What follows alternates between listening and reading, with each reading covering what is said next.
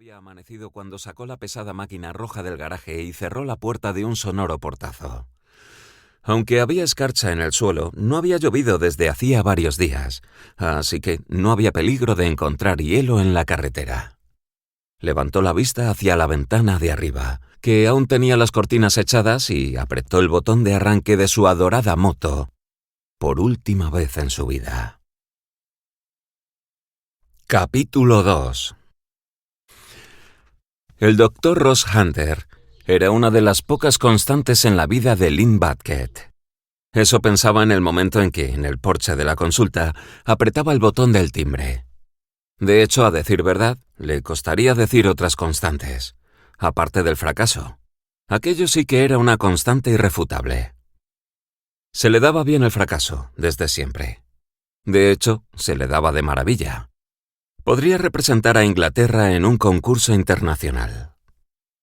Su vida, en resumen, había sido una sucesión de 37 años de desastres, empezando con cosas pequeñas, como perder la punta del dedo índice tras aplastársela con la puerta de un coche cuando tenía 7 años, que había ido volviéndose más grandes al ir adquiriendo mayor entidad de la vida.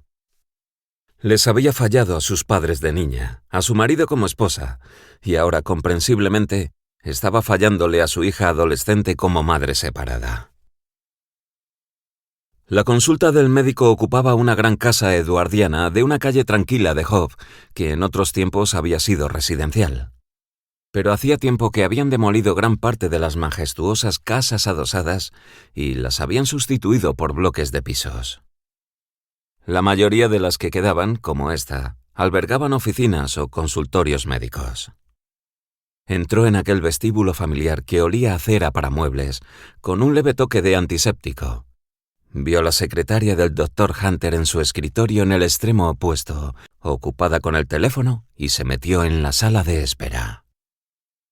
En los aproximadamente 15 años que llevaba viniendo, no había cambiado nada en aquella sala, grande pero sombría. La misma mancha de humedad que recordaba vagamente la silueta de Australia, en el techo con molduras.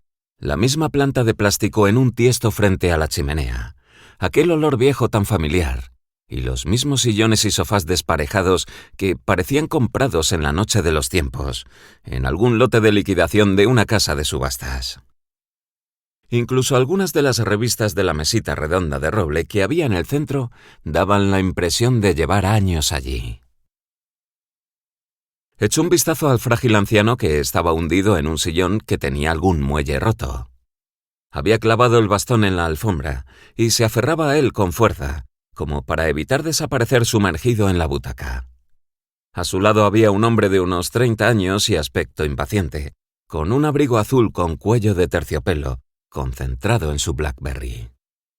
En un estante había varios folletos. Uno daba consejos sobre cómo dejar de fumar. Pero en el estado de nervios que tenía en aquel momento, no le habría importado leer consejos para fumar más.